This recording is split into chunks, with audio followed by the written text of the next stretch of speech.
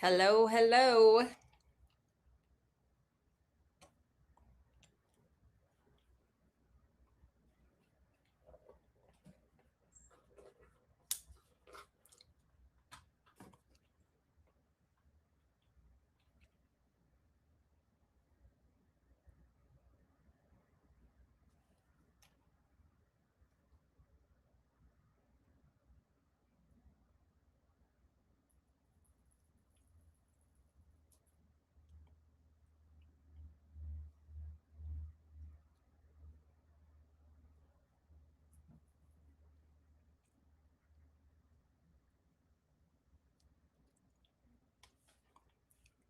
Oh, hey, you're on there.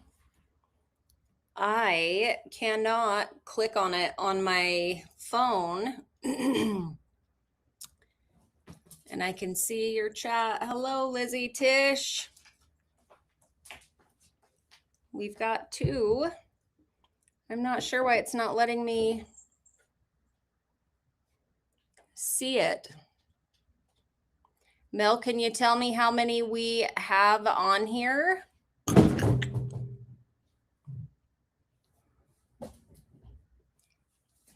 Hey, little naughty, stop that.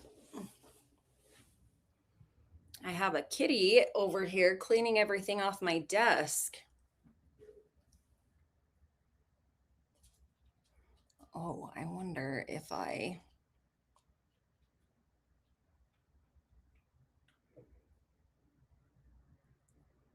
go out of there. If I...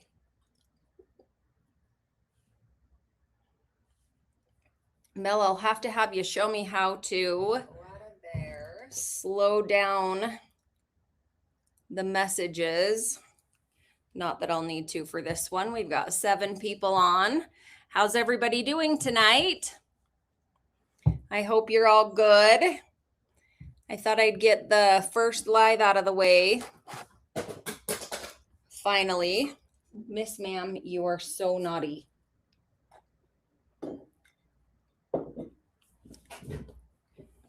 So if anybody has any questions you'd like to ask, anything you want to talk about, I filmed a recap for season 20, episode 12, and I've got it edited and ready to go.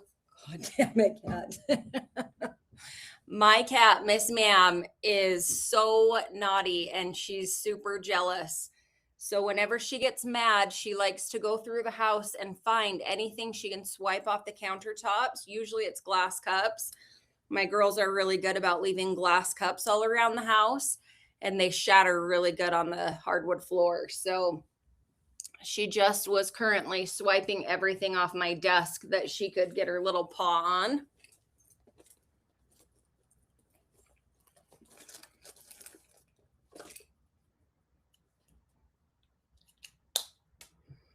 So I had a couple of things I wanted to talk about tonight. See what your guys' thoughts are.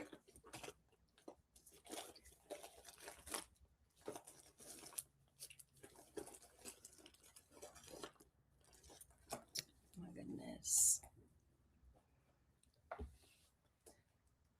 Hello. Hello. Why is my brother-in-law so sexy? That is a good question. Probably because he's a kerner. That would be my best guess. Can you guys hear me okay? Is the sound coming through okay? Would it be better if I plugged in a microphone?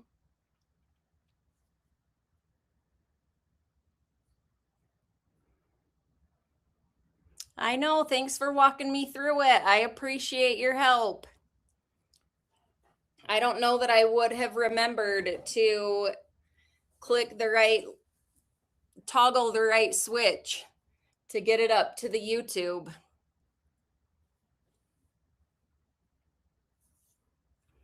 So it's Friday night in Salt Lake City. We've had some crazy weather today. It's been super blustery. as everybody gets ready for Christmas week. Crazy that Christmas is in 6 days. Who's ready for Christmas? Okay, good sound. I love that.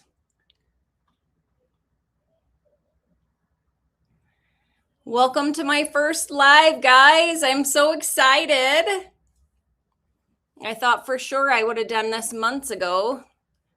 Life has just kind of handed me my ass, and I haven't had the ability to make it happen. But my little girls went with their dad for the second weekend in a row. So I thought I would make use of the free time. Hey, Kerner. Corey and Mel are in the chat, guys. They are out doing some Christmas shopping and being supportive. I love that. Okay, let me see. Let me take this one over here.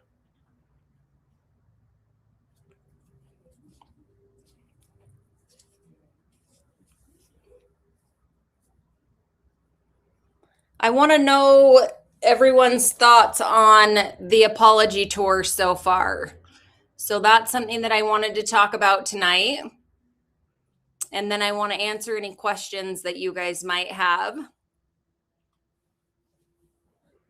And I need 2 seconds. I'm so sorry.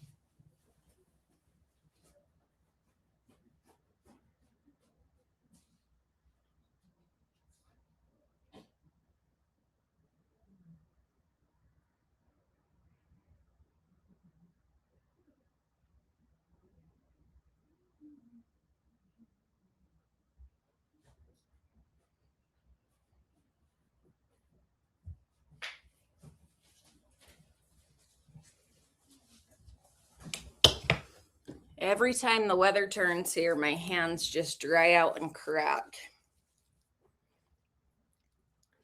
Malarkey is what you think. It has been absolutely ridiculous. I think it is so interesting to watch. And I think I giggled. My face hurt from watching David make the final comment to Cody to start with his kids. Okay, it's a joke. If it were real, it wouldn't be filmed. I do agree with that. I'm actually surprised that with McKelty and Tony doing their Patreon and just the amount of interest in the sister wives, with everyone kind of knowing what's going on, it is kind of shocking to me that Cody is so delusional to think people aren't watching, that people don't see the behind the scenes and know that his kids aren't speaking to him. The wives are making comments in their interviews, and he's so delusional that I think he really thinks that people are going to buy the apology.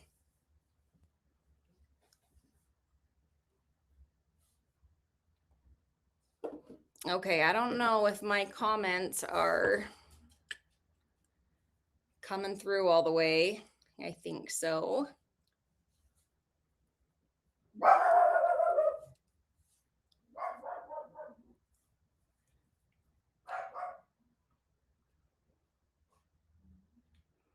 Does anybody want a little Shih Tzu? I'm about ready to get rid of mine.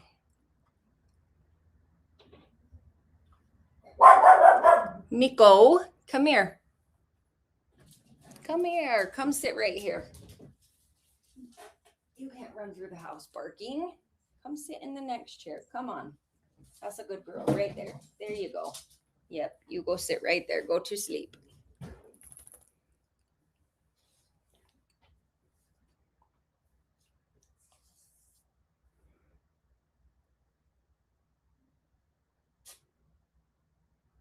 I agree, DMR Racing. I agree that Janelle was way too nice to him.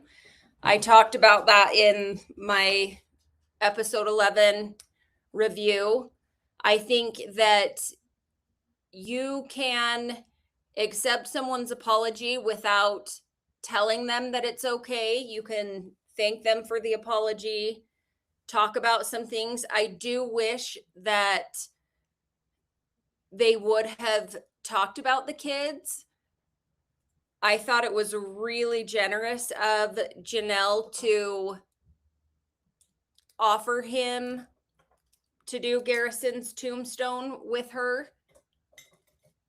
I don't think that she needs him there, so that's definitely going to be, something that she is being generous with. So, hi, Deborah. So glad you caught the live. I'm so glad that you're here.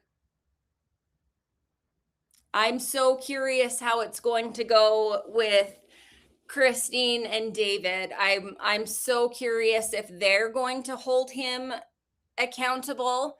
As soon as Christine said it's okay, I kind of wanted to throat punch her.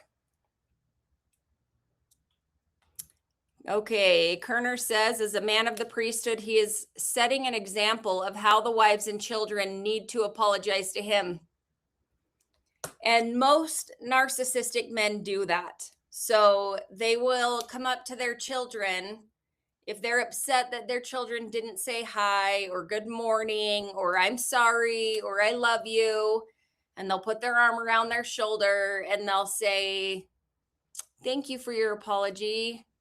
Or, hi, Dad, it's so great to see you. They say to the kids what they want the kids to say to them. And I think it is so condescending. I definitely think that it takes away a child's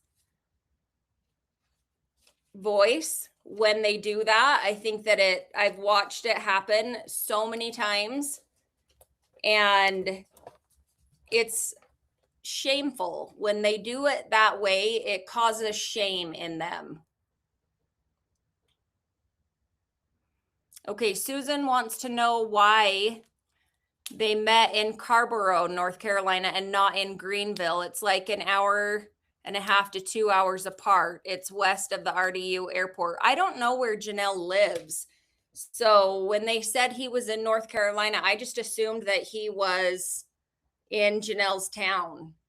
So I don't know why they would have done that. I'm curious why Christine and David met him in Las Vegas. Why didn't he come to Salt Lake? He's got family and friends here. There's not any reason that he couldn't have come here. So it's interesting that he is having the wives travel.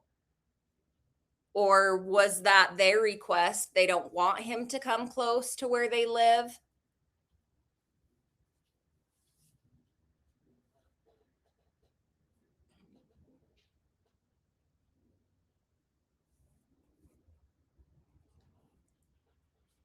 He made her drive an hour and a half to meet him. Okay, I see what you're saying.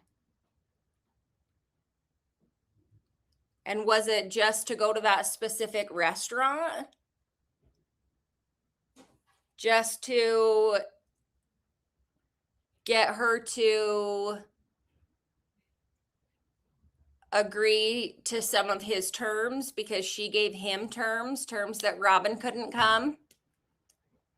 Does anybody know did I catch it right that oh my gosh, where did my thought just go? I totally just lost that thought.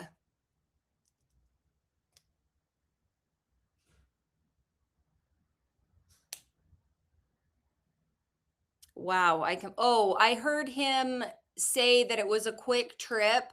I heard something about, God, I don't know if it was a comment. Somebody said that he flew back at like 4. So did he fly into North Carolina that day, met with Janelle, had lunch, and then flew right back out? Yeah, Lizzie Tish. He needed to go to his favorite art galleries. Or did he just go to the Fremont Street to the cheap casinos and get some casino art? Yeah, it could have been a TLC thing. Definitely. It could have been the network decided that's where they were meeting, that's where they could film. That's absolutely true. I agree with you on that too, Deborah. She says the only reason for the apology tour is so he can pay the mortgage on the $2.1 million home.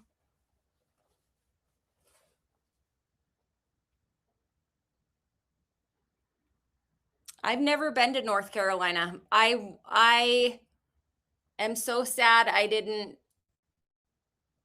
make it out there for my niece's wedding. I hoping to make a trip out there soonish, like spring, summer-ish. Susan says Greenville has good places to eat, also good places to eat right by RDU Airport. And maybe it wasn't about that. Maybe it was about where TLC could film. So that could definitely be. The $1 million question is, did he even try to reach out to any of his kids while he was there? So far, the answer to that is no. I think that from what we're hearing, I mean, I can't imagine that he reached out to Maddie, and McKelty said in her interview or live that he didn't reach out to her, that she didn't know that he had come into town.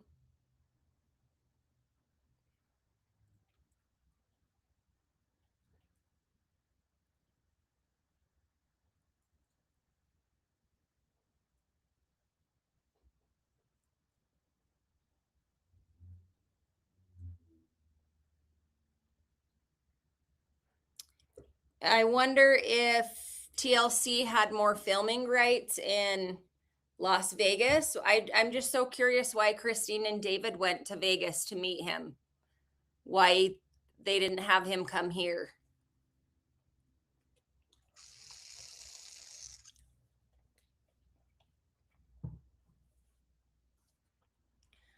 I definitely think the apology tour is 100% just for content. I don't think that Cody is really worried about apologizing to the wives. I don't think that he is actually worried about making amends with anyone. I don't think that this is about getting the wives to stop talking about him. I think it's a lot of made up content. I want to know what people think about Robin's reaction, about her saying, I didn't even think about going with him. He has individual relationships with all of the wives. And I mean, it's just like the same, right? Well, I guess it isn't because they're divorced now.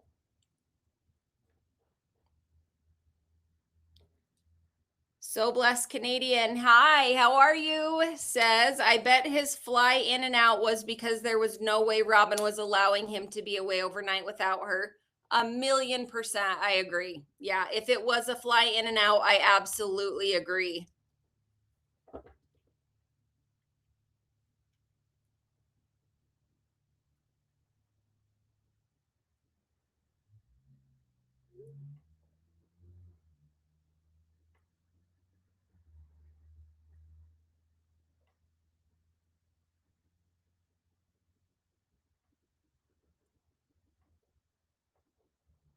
Okay.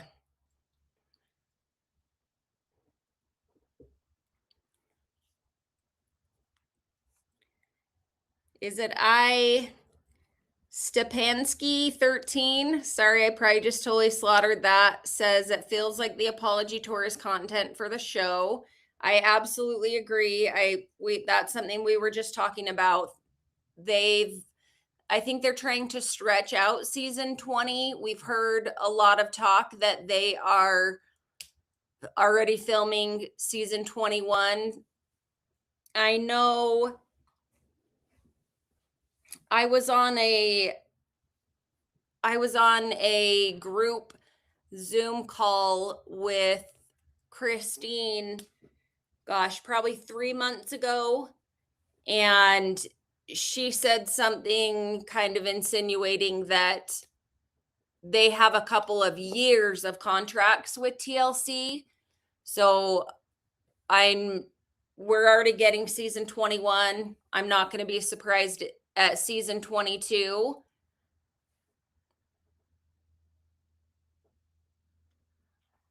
I really hope if he does apologize to his kids, if he can ever get to a place of being man enough and humble enough to apologize to his children, I really hope that he doesn't use it as content for the show. I can't necessarily imagine that any or many of his kids would allow that to happen, but I know the wives are locked into contracts with TLC, and I know there's a lot of people that are really upset that they're still filming with him. I don't know that they have a lot of choice. I mean, there's always choice in every action, but I think this is their job, and it's not like they're necessarily working on set with him. Yeah, the kids they're awesome. Polygamous kids are some of the coolest kids that you'll ever meet. They have usually been raised with so much love, hard work. We all tend to have a pretty good sense of humor because we've been so traumatized that we have to have good humor to deal with the trauma. They have great kids though. And the kids' spouses so far, I think have been awesome. I think it's been really fun to watch that. I would love to see spin-off shows with the kids. I can't either, Deborah. There's like a burning rage in my stomach when I watch their scenes. I think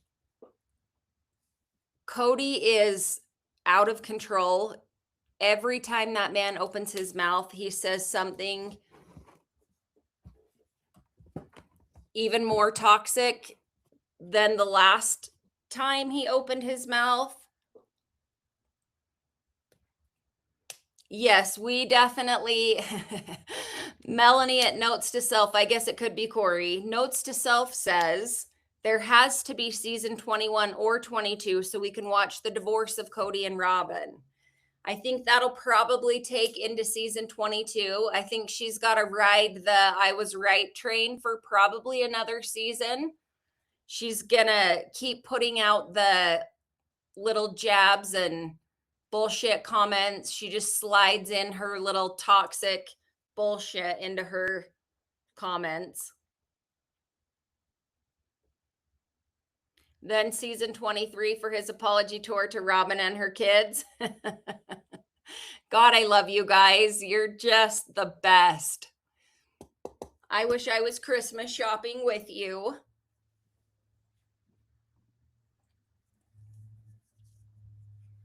I do think we'll get season 22.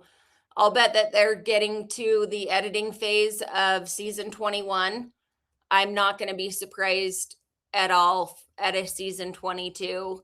I think we will see the fallout of Robin and Cody's relationship regardless. It's going to be in the public, even if it's not on the show itself.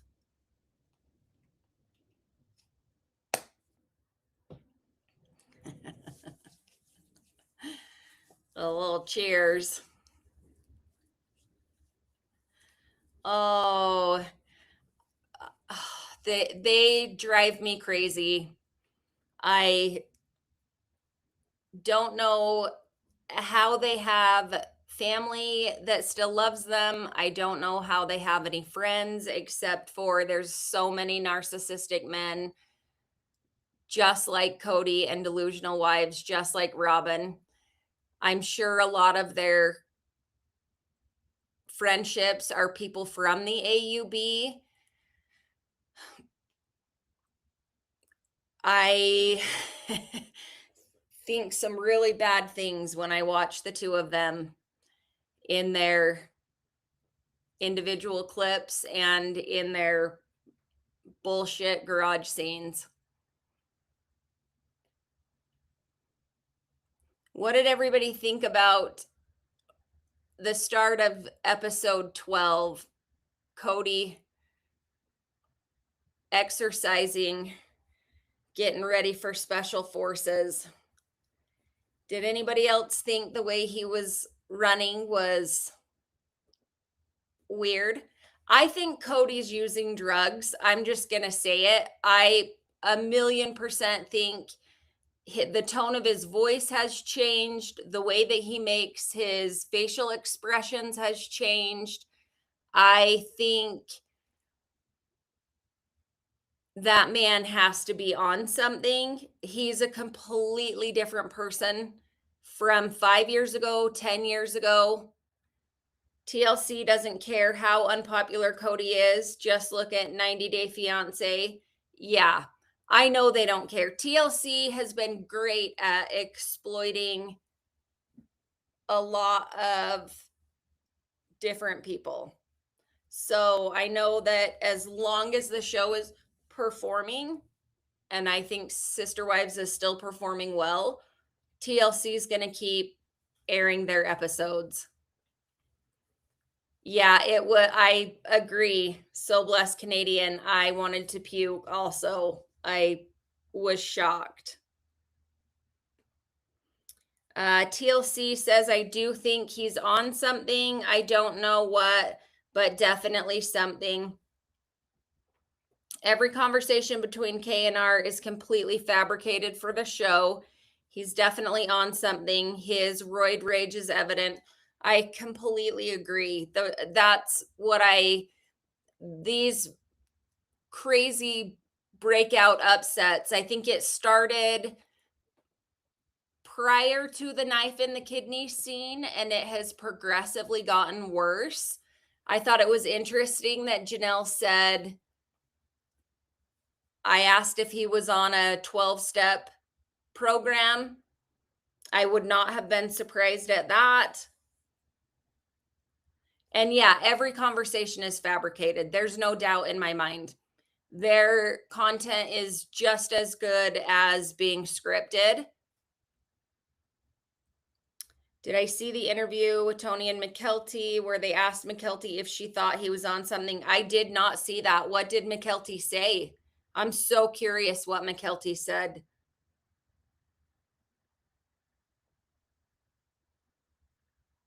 Okay, Susan says, very strange. I still love it. The two ladies, Sean and other lady, beat him in special forces. Wasn't that great? That show could not have ended any better.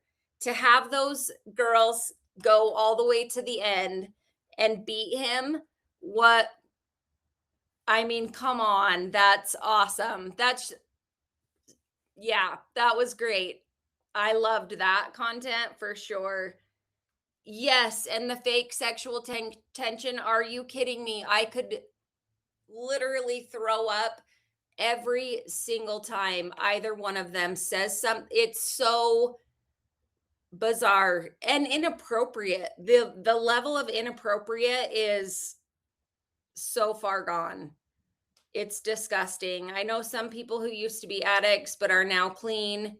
They say Cody has the telltale signs. Yeah, definitely. Same. I know people that have been at the height of addiction, gone to recovery, and it takes a long time for those telltale signs to go away, if they ever do go all the way away. A lot of times they stay permanently. Yeah, 3 girls made it farther than him. For sure. To have those 3 girls beat him and then the 2 smallest girls win, that was awesome. I loved that. I really wanted to do reaction videos to the show. I was so sad that Special Forces just didn't work out for me to do reaction videos. It's been all I can do to get Sister Wife reactions out. So,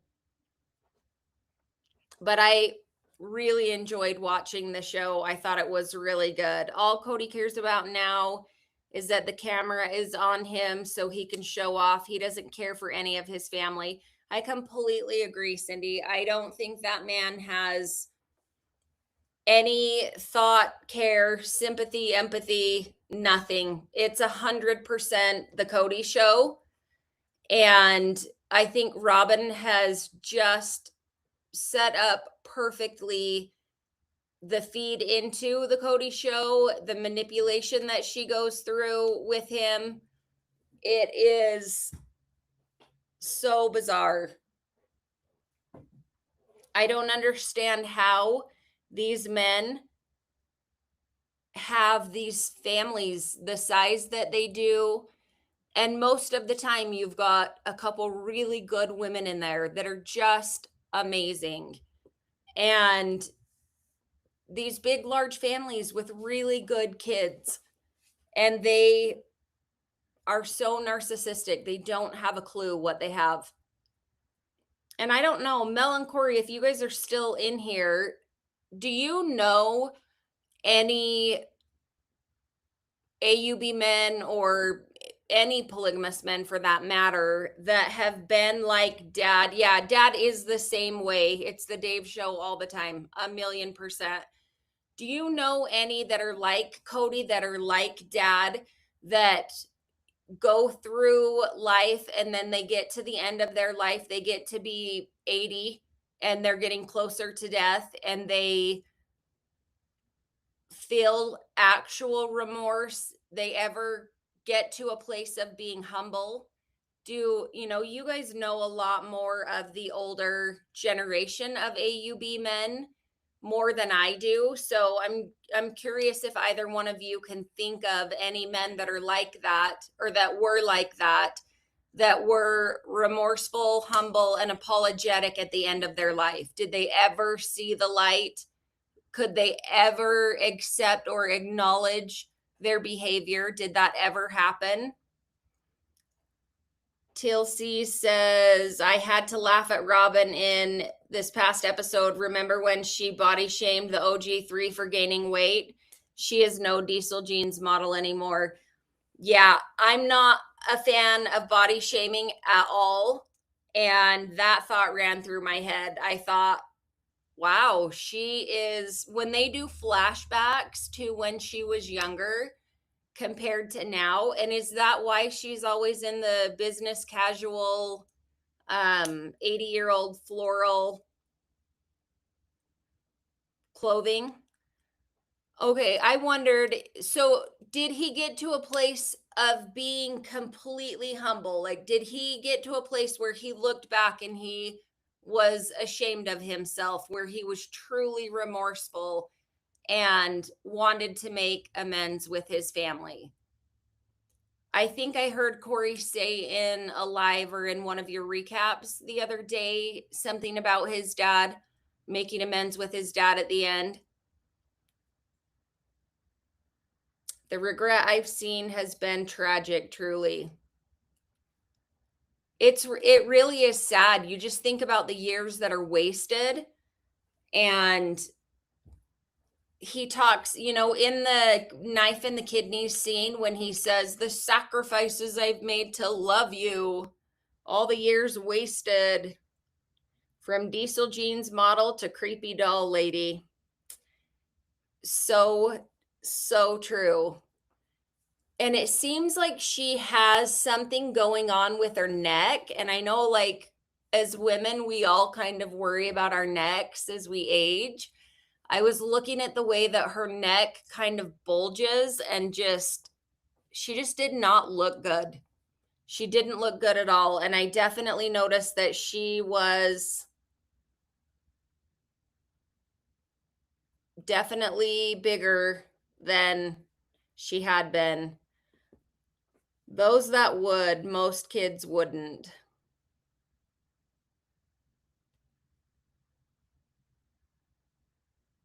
It's so sad. And I don't understand why, other than their ego, they have these really big families. He was also excommunicated from the AUB, wasn't a member when he died. Okay. Robin needs a stylist bad and go back to thin brows. Yeah, her eyebrows are scary and her clothing choices are scary. I don't know if it is completely intentional, if she just does not care, doesn't think that, does she really think that that's cute, a good style? I don't know. It's so confusing to me. She is so confusing. I don't understand that woman at all.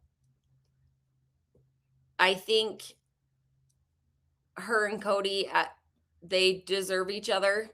I think the two of them are so manipulative and toxic. Mystic Mermaid says, I'm blind in my left eye and still have better brows than Robin. Thank you for that. Cindy, I think she is trying to be modest. Why? She came into the family, into a polygamous family, and was not modest. And then now she's not part of the AUB, or is this part of the AUB Act? Is this part of her keeping her foot in the door of the AUB? So she's got to try and keep covered the same way as if she was wearing garments, even though we know she's not wearing garments.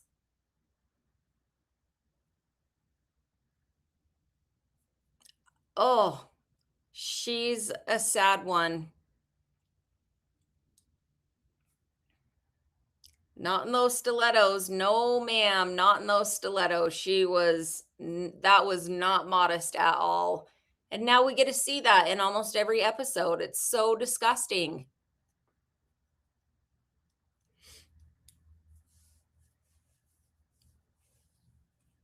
When in the AUB, does every plural wife, does every man have to get permission? Like, is every marriage run through the priesthood? So Blessed Canadian says, Dowdy Robin is intentional, righteous, pious, modest. Modesty is prepping to leave Cody so she can get back to AUB to find a worthy priesthood holder to get her to heaven. And with all the shit that my sister and I have talked online about her, she's going to stick it to us and go after our dad. You just watch and see.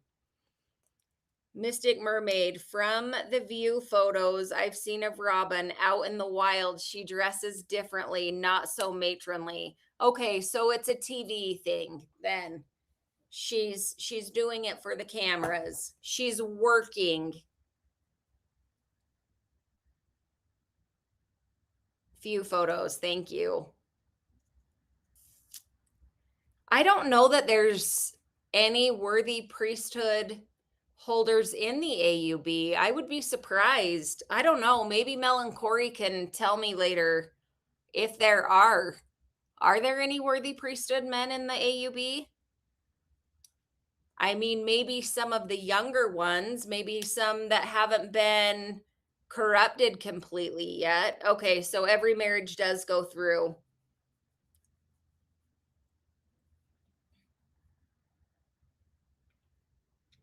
That's what I thought. So does it all go through the prophet? Like, does dad have to say yes to every marriage? I mean, even if a man has 4 wives and is in good standing and he wants to take a 5th, do they go to the priesthood and say, we're getting married? Or do they go to them and say, we want to get married, can we have your blessing? Is it like asking a woman's dad? They have to ask the priesthood.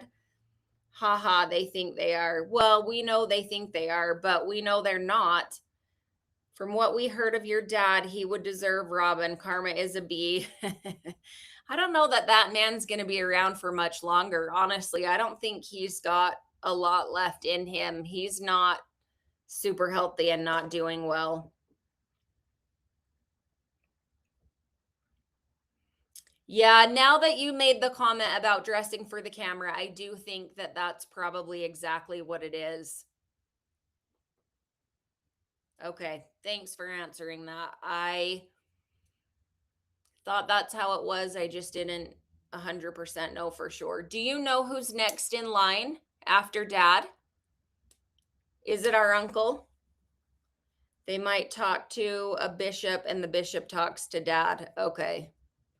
So when Janelle said, when we got the teaser for next week's episode and Mary says, text him, I dare you, and Janelle sends out the text message, she was texting dad. That was crazy to see on TV. Like, holy shit, Stacy, she just texted my dad. This is so crazy. We're watching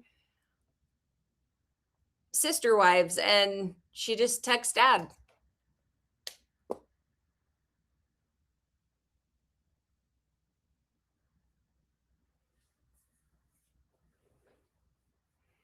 Take her money, dad. Well, that's what my dad got married to his last wife for. He wanted her money. So I wouldn't be surprised if he agreed to it just for that reason, simply just for that reason. I hope not too, Mel. I'm not saying I hope that happens. I'm just saying that I could see that happening just because they're all so vindictive.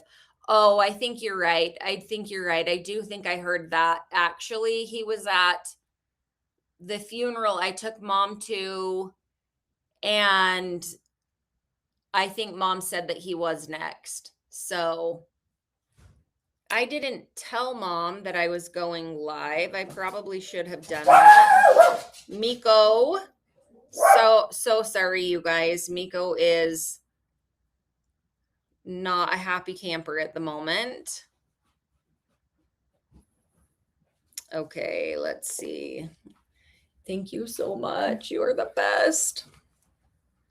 Let's send a text to mother and see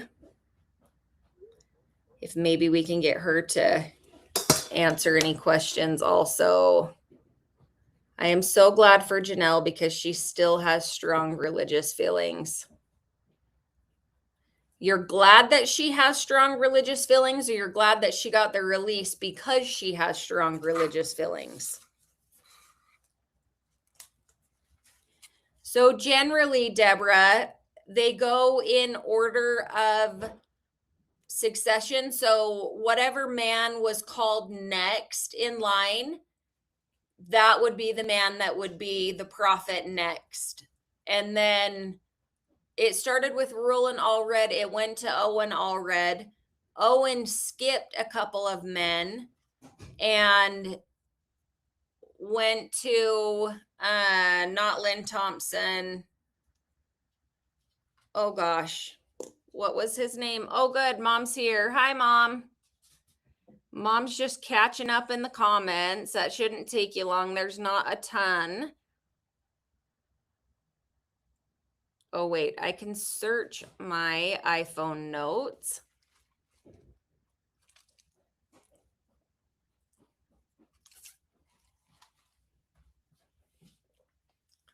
Oh my gosh, you're so good. Thank you. Oh, Lemoyne. Was it Lemoyne? Roland, Owen, Lemoyne, and then Lynn, and then dad. I remember as a child being told my dad would never be the prophet, that there was too many men ahead of him and he would never be the prophet. And then I recently had someone tell me that Owen skipped over my dad and went to Lemoyne. So that my dad should have been ahead of Lemoyne. I don't know if that's true. Mystic Mermaid thinks Cody is scared that Robin will leave him because as his legal wife, she gets half of everything. I think so too. I think that's part of his performance, that he is absolutely worried that she's going to leave him just like the other wives did, because she seems to still have religious beliefs. Yeah, I think Janelle definitely still believes in the religion. I think that she probably will always, to some extent, even though I can't imagine she would ever go back.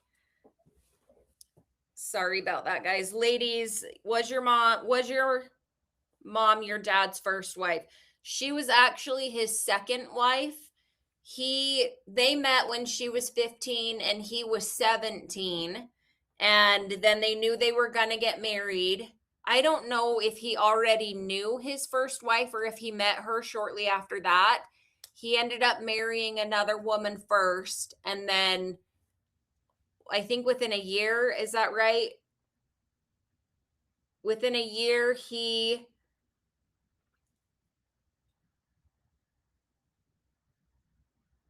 married my mom. So she came in as the second. So in a month, it will be 53 years since they got married. So my mom says she thinks that my dad can assign whoever he wants. And Melanie says, no, that's not true. So dad can't just pick a council member and say, you're the next prophet. The next prophet has to be on the council.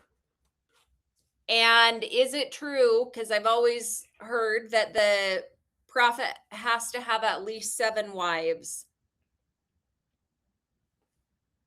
So one of you can answer that, because I think that, what's the 3, the 5, and the 7? 3 to get on the council, 5 to what?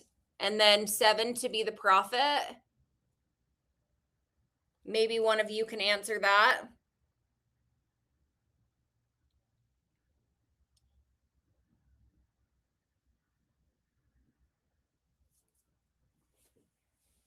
Let's be so for real. If Cody leaves Robin, if Robin leaves Cody, Robin is taking more than half of that man's shit. Like, there's not. Yes, mom's comment is true. Okay, so Dave can assign whoever he wants. Okay, that's what I thought, because that's what the other priesthood, the other prophets have done. It's so weird to say he's a prophet, but no, Lemoyne did not jump over dad's place. Okay. Oh, I'm sorry. I forgot I said that. Yes. Thank you for answering that.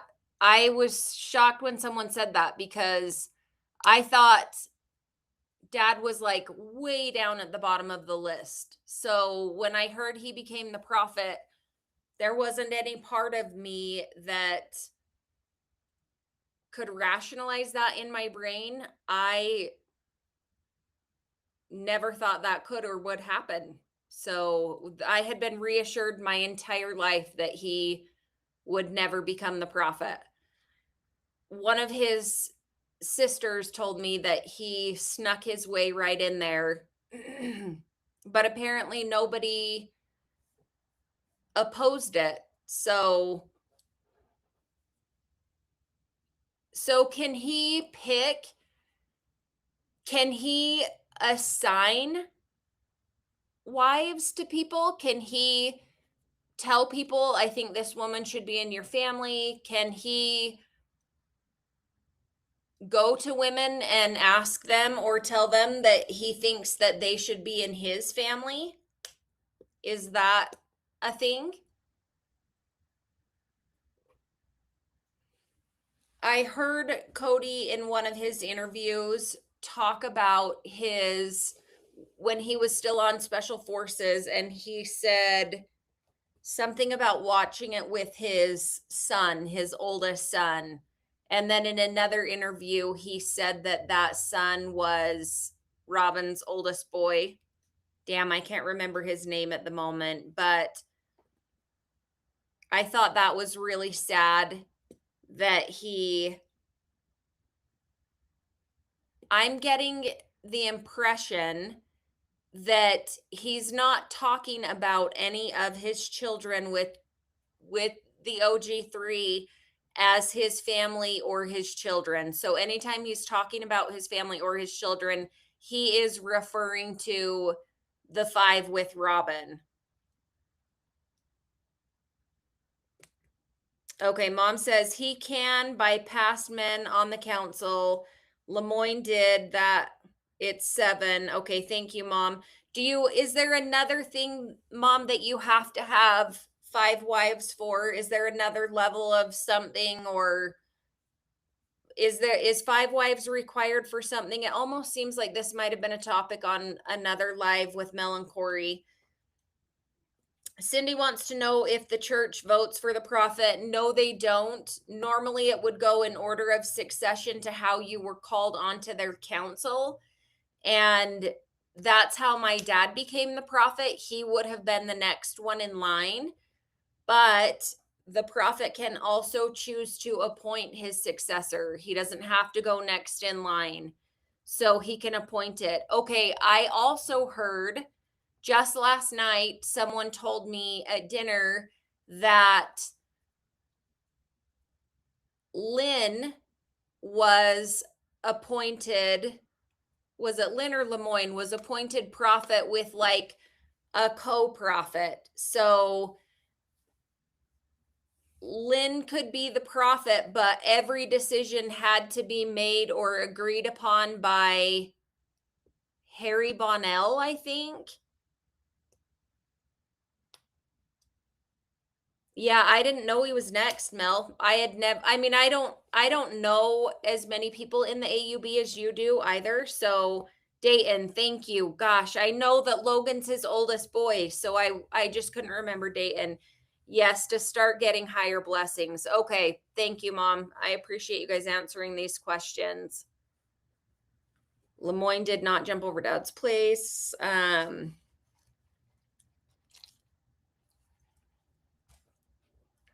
He's tried to with one of my friends, but she's not having it. Oh my God, that's so gross. That's almost as bad as him marrying Melanie's best friend. Yes to all of that. Logan congratulated him on Instagram in a comment. That was nice of Logan. Logan seems like a nice kid, though. Do the number of wives count the ones that have left or been released?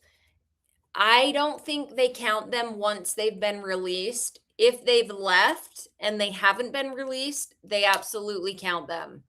So my dad has always counted his first wife. She never got a release from him. So in his mind, she will always be his wife. When they go to heaven, she will be there in his kingdom. I asked my dad, what about her husband and her child from her husband? And he said, well, they'll be in my kingdom too. And so my brothers started calling her daughter, who's not our sister, but they call her our heaven sister. Yeah, Logan Switzerland in that family, but Logan won't be on the show anymore, right? Logan won't film at all for the show. Deborah, he's not oblivious to it. No, not at all. He knows he's been a bastard to her. He doesn't care. The man doesn't have a single care. He's not worried about it at all. He expects respect and loyalty and obedience, and he is mad as can be that she doesn't respect and obey him, and she's at fault for why none of us kids respect and obey him either. Yeah. He knows he's been horrible to her. He pretends really well except for to the people that know he's pretending. He's a really good at pulling out like the soft, humble voice and the fake tears. I'm surprised that Cody's not better at it, honestly. Most of these men are so damn good at being deceitful and manipulative. Cody doesn't seem to understand that we all see behind the bullshit, and he's not really good at it at all. Yes. Okay, so based on that logic, then yes, Christine and David would be in Cody's kingdom. Yes, absolutely. And my mom or Melanie can correct me if I'm wrong. If that's not like AUB teaching, that is 100,000,000% what my dad told me growing up. That her husband and their child together would be in his kingdom. Yes, LOL, only if he were worthy. You would respect him and obey him if he were worthy. Yeah, it's shocking. It really is shocking. I absolutely agree.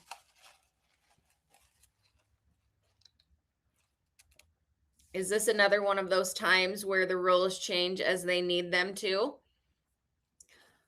I don't know. I don't know if that's some shit my dad made up or if that's an AUB thing. I really am hoping that my mom or Melanie will answer that.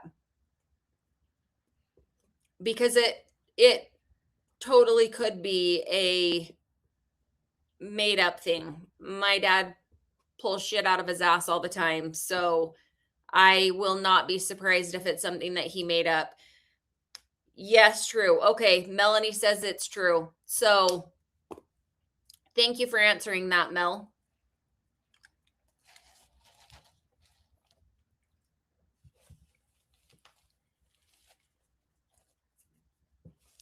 So my friend walked in and handed me some pizza, and I'm going to just put it in my microwave really quick.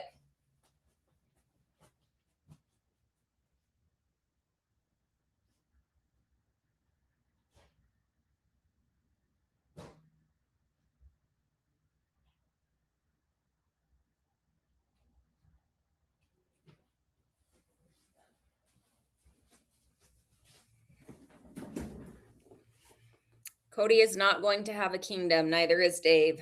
I know, we're just talking about based on their logic.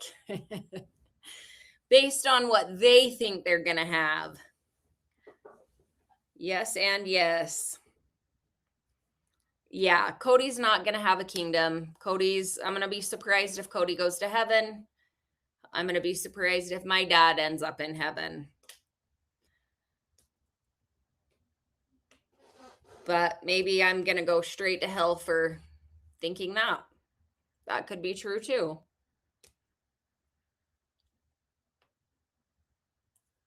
Is Cody in his 50s?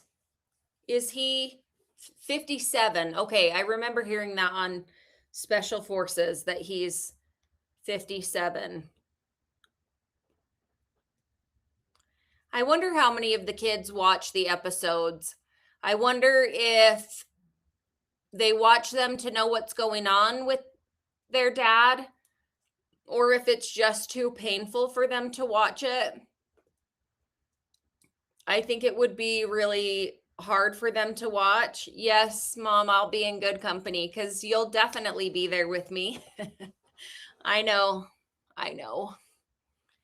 I'm excited for that day. Not even scared about it at all. Mom, can you answer that question about Lynn Thompson being appointed as the prophet, but everything needing to be approved through Harry Bonnell? Were they like co-prophets of the AUB? Cody is going to hell in a handbasket as Bill Hendrickson on the show Big Love. Yes, exactly. Exactly. It's sad to see it's sad to see the amount of harm and pain and trauma that he has caused. I think it is so unfortunate that these men can't see how much damage they do to their children and to their wives. It's shocking that they pretend like they don't know or like they haven't done anything wrong. It's shocking that with the amount of abuse and manipulation and illegal activity that goes on, that Warren Jeffs is the only one that has been punished. And I mean, I do think that a few of the Kingston men have served some time. Okay, Mel says, I don't doubt that at all. Lynn was a thief and not an honest guy, even for AUB standards. That's why it's so shocking that he became the prophet. That's why it's like, could Cody become the prophet of the AUB? Maybe, right? Who knows? Lynn was, and everybody knew what a piece of garbage he was. Lynn was put in place above a few others. Harry was supposed to come after Lynn. So, yes, they were supposed to be working together. True, Mom, but not according to seniority. Yeah, I don't think that was a seniority thing. I think that was that's how he was appointed. So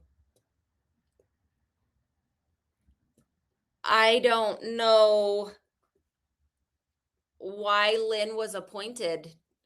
I would love to know more on that, because was he Lemoyne's brother? Are they related somehow? Did Lemoyne become appointed because Lemoyne knew the secrets about the Virginia Hill case and the other guys wouldn't have hit it the same? Have any prophets ever been removed by the flock? No. No, they have never been removed by the flock. Once they become prophet, it's basically a law that you cannot speak negatively of the prophet. So as soon as they are appointed to be the prophet, then nobody can say anything bad about them. So nobody would ever think to vote or hold them accountable or question their actions. It just wouldn't be done. Okay, that's okay. I thought he was a Thompson, but I thought that there might have been a connection. I thought somebody had told me once that there was a connection between the two of them. So, well, that makes sense though. If the two of them, are they brothers from the same mother?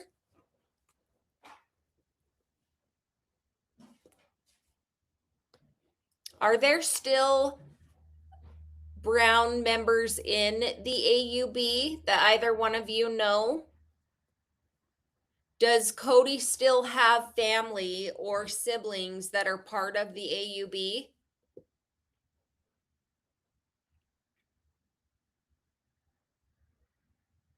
I wish that the people as a whole, that they would collectively come together and say, no, this isn't okay. Unfortunately, they'll just end up leaving, and then the AUB ends up recruiting new people, and so the cycle just repeats itself. It seems like almost any time a new prophet comes in, there's a split in the AUB. There will be a divide or several divides. Thanks so much. Thank you so much for being here. Cochita and Mario says, got to go. Thanks for the live and have a good night, everyone. Thanks so much for being here and for your questions. Yes, different dads. Okay. One of his brothers is a polygamist, Ben's dad. Oh, that's right. Thank you. Thank you. I should reach out to Ben. I saw him a year ago. He came into my work and we talked quite a bit and then kept in touch for a little while. Okay, you've had a few reach out to you. Okay. Very interesting.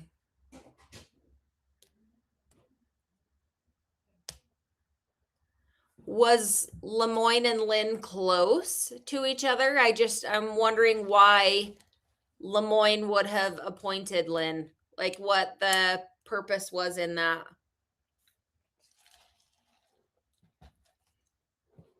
Because I think that it was pretty well known that he was stealing tithing money back then. I don't know if the SA allegations had come out prior to him. I don't think that they had come out prior to him becoming the prophet.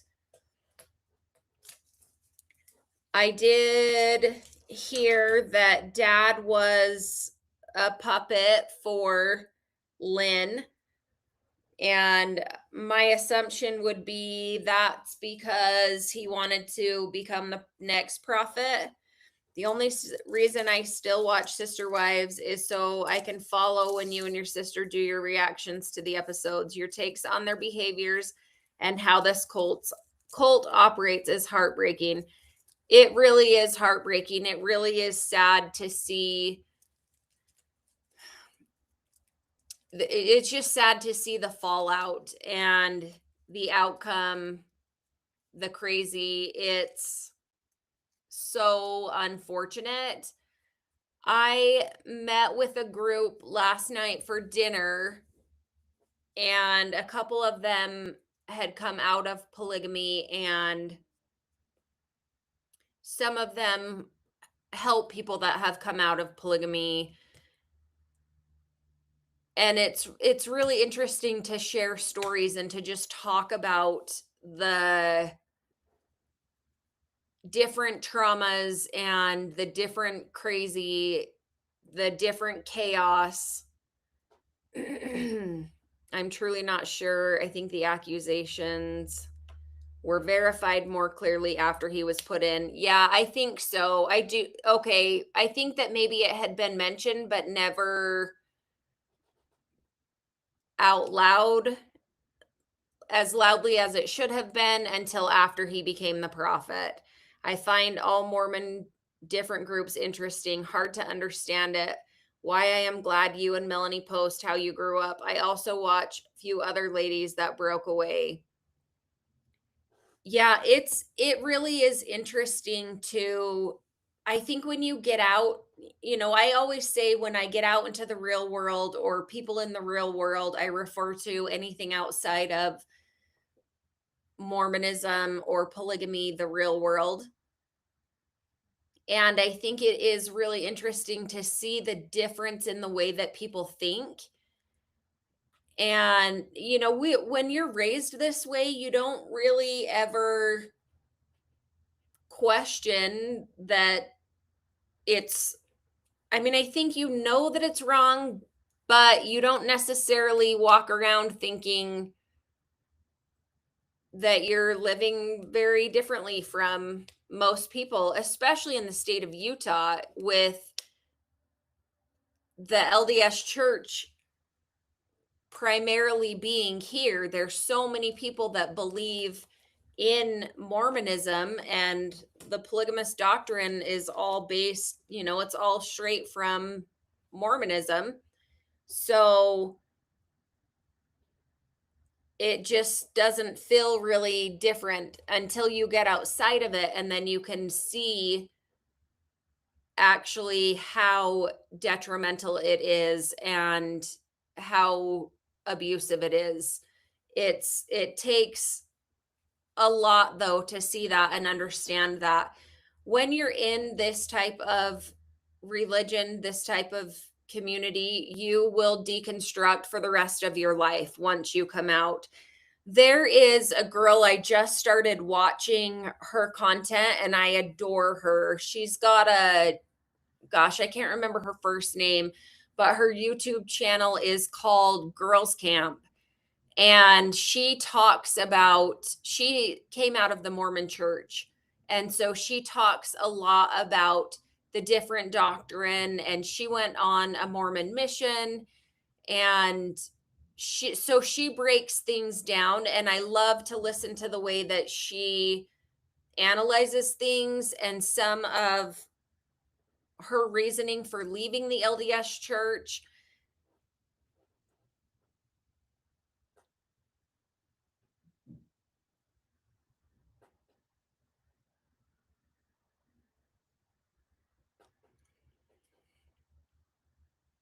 It has been nice to see the OG3 glow up. It's amazing to watch the difference in those three women. Yeah, I don't think they ever would have had the opportunity. I don't think they ever would have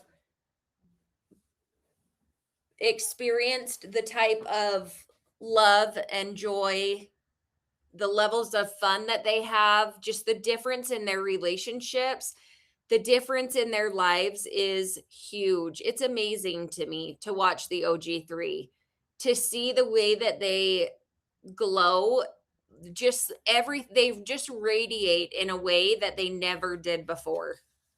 There was not a single time in all of the seasons where any of them looked as good as they look now. And I think that speaks volumes. I think that is huge. It's such a big deal to see the difference in them. I was originally impressed with how they made their family work. Of course, most of it may have been for TV. Now it's amazing to see their changes. I don't think a lot in the very, very beginning, I think we saw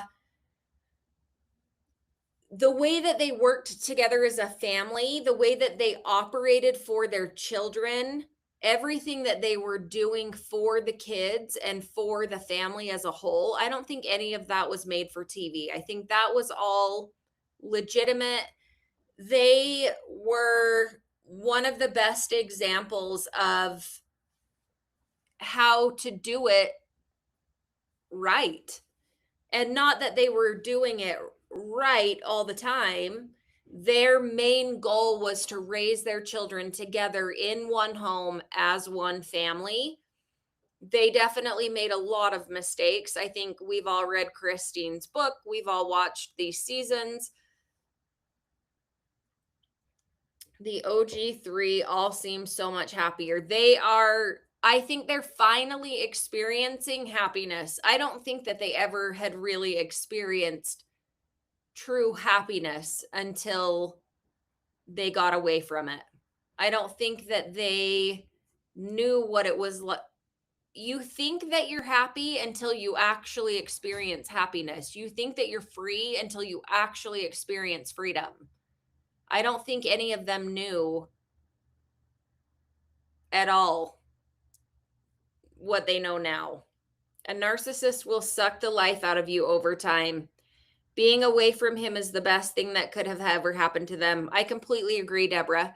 I think that we were seeing them each one by one individually be drained to the point of complete crazy. And yeah, that is 1,000,000% what a narcissist does. They will take and take and take and take and take from you until there's nothing left to take. And then they will kick you in the ribs when you have nothing left to give them. Yeah. They would not be who they are today or where they are today had they not done the show and had things not been exposed. Had Cody's true character not come out the way that it did with Robin, I think they would have stayed with him. I don't know that Christine ever really would have left him. Had he stayed in the AUB and they continued living in Lehi, I think their family would have stayed together. I think those wives would have stayed with him until death. I don't think that any of them leave that situation had they not done the show. Even had he married Robin and they stayed in the AUB, I think those wives would have stayed with him. Yeah, it is so interesting to see them glow. And Robin's going backwards. I totally agree. She came in all glowy and peppy and happy, and now she just seems depressed and frumpy, and she reminds me of Eeyore. I don't think and it's so hard. I feel like a huge asshole because part of me is like she's kind of getting what she deserves and so is he. And then another part of me is like, well, she also was raised in the culture. So I'm struggling right now with I know that they're victims of it also, and they chose to become abusers. So how do you find that line between them being a product of the culture that they were raised in, and not everyone ends up that way? I mean, my mom's been in it for the longest amount of time, and she is the nicest and the most honest and the most loving out of all of my dad's wives.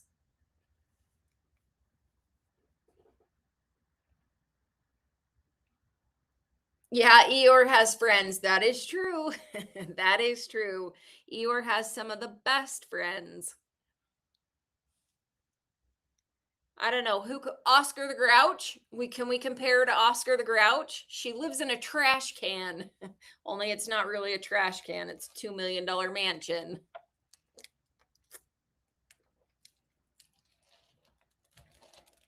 You hope one of the exes tells Cody what kind of stupid apology is this. Well, I think we're going to definitely see that from Mary.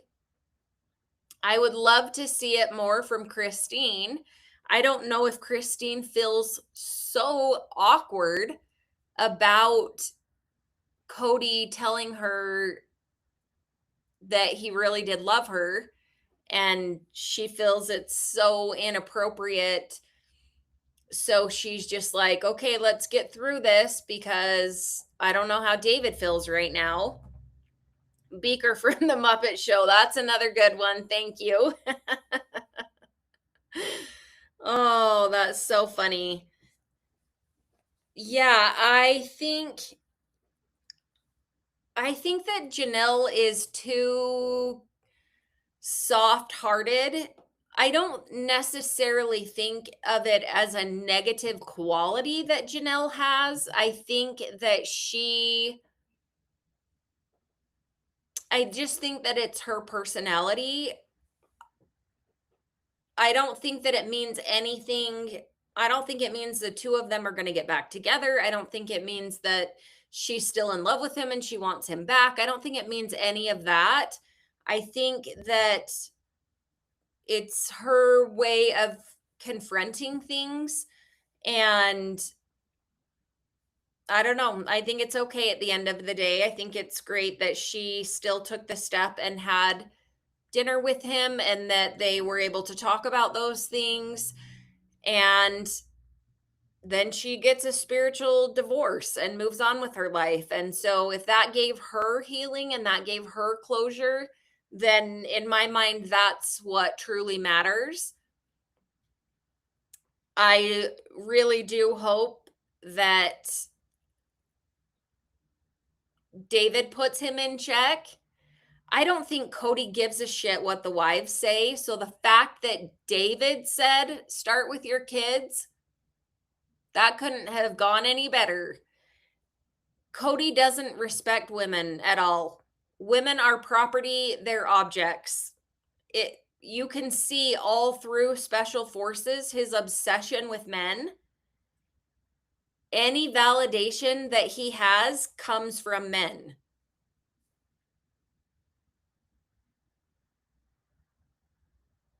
He is definitely terrified of Mary. Yeah, I think that I think he's too big of a bitch to do what's right. And he has a hard time with confrontation. I think that Mary probably put him in his place a lot and caused a lot of disruption and chaos. And so Cody just, he didn't want to deal with that. So he just didn't. Yeah, I don't think he wants to deal with Mary, but he's going to because he has to, right? That's part of the show. It's the apology tour.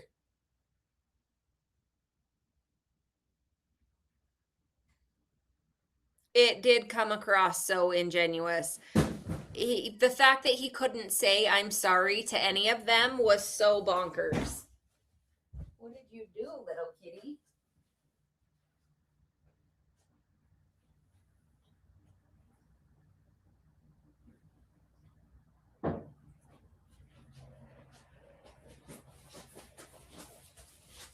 Oh, that kitty is so naughty. She just keeps knocking stuff over.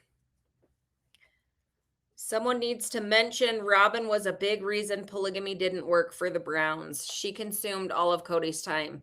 Yeah, she absolutely did. I think that she did not care that she took his time. I don't think she cared that she took more resources. I truly believe that Robin believed that those other women would never walk away from their commitment, from their agreement. I think she thought that they would stay and be the workhorses for the family. Christine has always been stunning. Beautiful hair, nice personality, and pretty face. I don't get why Cody didn't see that. I think that Cody couldn't see that. I think that he was so jealous of Christine that he couldn't find any redeeming qualities in her because she was beautiful and funny and had a good personality. People liked her. And that made Cody jealous. Cody couldn't handle that Christine had the capability of holding conversations and people liked her more than they liked him. Robin also consumed all of his money. Yes, she did. And the other wives' money. That it's sick. It's so sick to think about. I was thinking the same thing. He couldn't even make it through special forces because he couldn't respect the women. That I'm so glad he went on that show. The fact that he went on a completely different show with people that didn't know a thing about him, and in 10 days they could summarize exactly who that man was. That's fucking genius. That was awesome. Okay, love you tons, Mel. Thank you so much for hopping on. I appreciate you so much. Thanks. I'm so excited. Okay, So Blessed Canadian says, I think he is afraid of Mary because she knows all of the secrets and where the bodies are buried. She could destroy him. I think she probably could. And that's a huge reason why he was trying to insist on the NDA.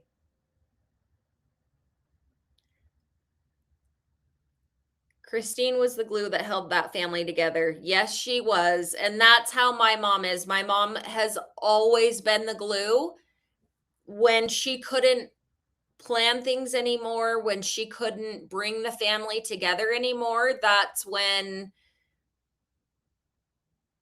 nothing happened anymore. We didn't do get-togethers anymore. Things just completely changed in our family when my mom wasn't capable of doing those things anymore.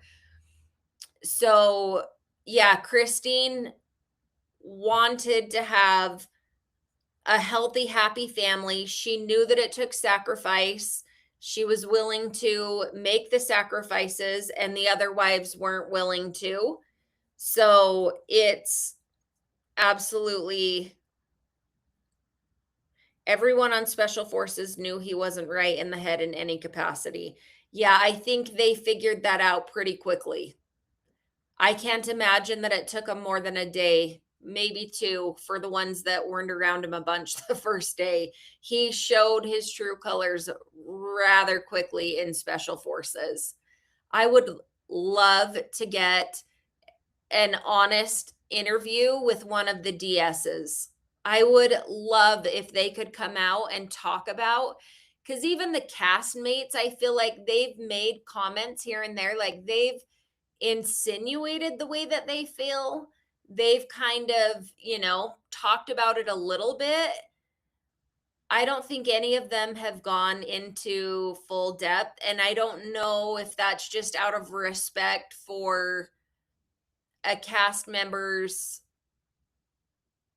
whatever. They've got to do promotions together, they've got to do press together, things like that. So they don't come right out and talk about it. But I think it would be so interesting to get a real honest breakdown from one of the DSs or all of the DSs. It would be awesome if we could figure out how to do that. Thanks, Kenja. My mom is the best. I absolutely agree. His apology sounds hollow, not genuine, because it is hollow. It's so scripted. It's completely fabricated. He's not sorry. He doesn't care. This is an acting gig for him now. This is his job. He's just doing his job. And I'm sure that's why he feels okay to even sit in front of them and say, I apologize. Because we all know he's not sorry. He doesn't care that he hurt them. He doesn't think he's done anything wrong. In his mind, he is a working man paying the bills, right? He's supporting his family. And if that means that he gets on TV and he tells some lies, he doesn't care.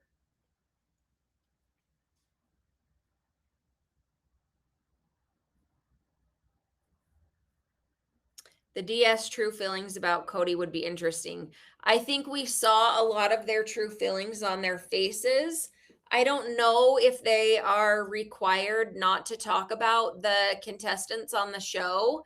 And I don't know if people in that industry just don't, the other cast members, if they're just not allowed, or if it's just some type of,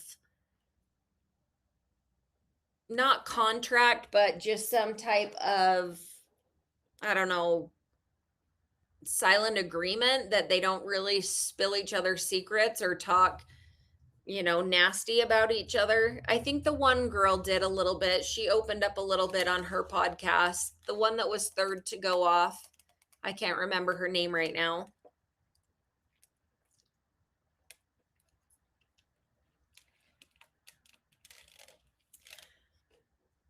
I don't think he ever actually said the word sorry, just I apologize. Yeah, I don't think so either.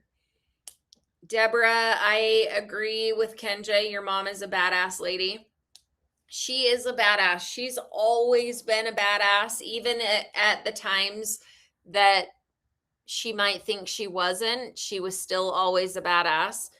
And she has always strived to do the right thing, to do what's best for, or at least what she thought was best for her kids, for her sister wives. Thank you, Chicken Fry Brianna. Yeah, I did see a little bit of her interview, a few of her interviews.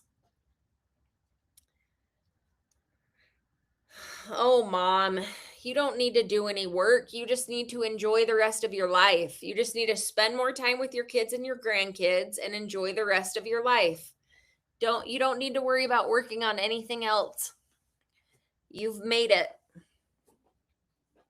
Some of the other SF people thought he had mental problems. Slow. He appears that way, and I think that he's got some brain damage from the drugs he's been doing. I think that he is not right in the head at all.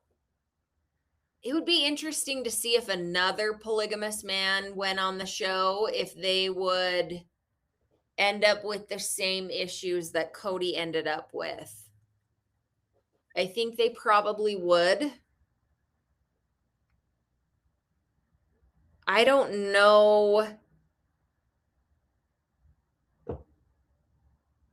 that Cody knows how to even interact outside of the AUB structure, the patriarchal society. He is a show pony, I agree. Oh man. Well, Mom, you don't need to be up for much else. You just need to come back up to the valley and just sit in a rocking chair, sit at the table and play cards. There's like nothing else you need to do but let us enjoy your company. And that's it. So I'm excited to see you for Christmas. It's going to be fun. I think that we might see Cody do some more reality TV shows. It's going to be interesting to see as Sister Wives tapers off, if Sister Wives tapers off, what other content they're going to come up with. I think watching him on Special Forces, I don't think he really cared that anyone had negative opinions about him. I think maybe he pretended for him to go on that interview and admit that he was just agreeing with the DS's, that he was accepting fault because he thought that that's what they would want from him. And some people believed him. Some people believed his fake tears, and I was shocked that anybody thought that was sincere at all. I think that interview showed how quickly his mind works at when, where, and how he needs to manipulate, where he needs to pull certain stories out, and where he needs to pretend to be accountable. The thing about a narcissist, though, is they're really good. They're not really good, but they apologize even when they know they're not sorry. They will do and say whatever they need to do and say to keep the family happy, to keep the paychecks coming in. So I don't think that Cody will have any problems lying and cheating and stealing to continue to provide the high life and look good, because I think he's such an egomaniac. He needs to have what he deems as the prettiest, youngest, hottest wife and the $2 million mansion. And I think him and Robin are both on TV. I think they've made it. I think they think they've won. And so now they're going to be flashy and showy about it. I would love to see him on Alone. That man wouldn't last a day on Alone. Are you kidding me? He doesn't know shit about surviving in the wild. I would last longer on Alone than Cody Brown would last on Alone. I would love it though if they just didn't come and get, like, you could put him on Alone and he couldn't leave for 2 weeks. He had to stay for at least 2 weeks. Ken just says maybe Holding Out Help needs to make a game room for cards, etc., for the people who got out to spend time with others that experienced and left similar situations. That's a really good idea. One of the places, so the house that I go to at Holding Out Help, it's a house, but it's a business.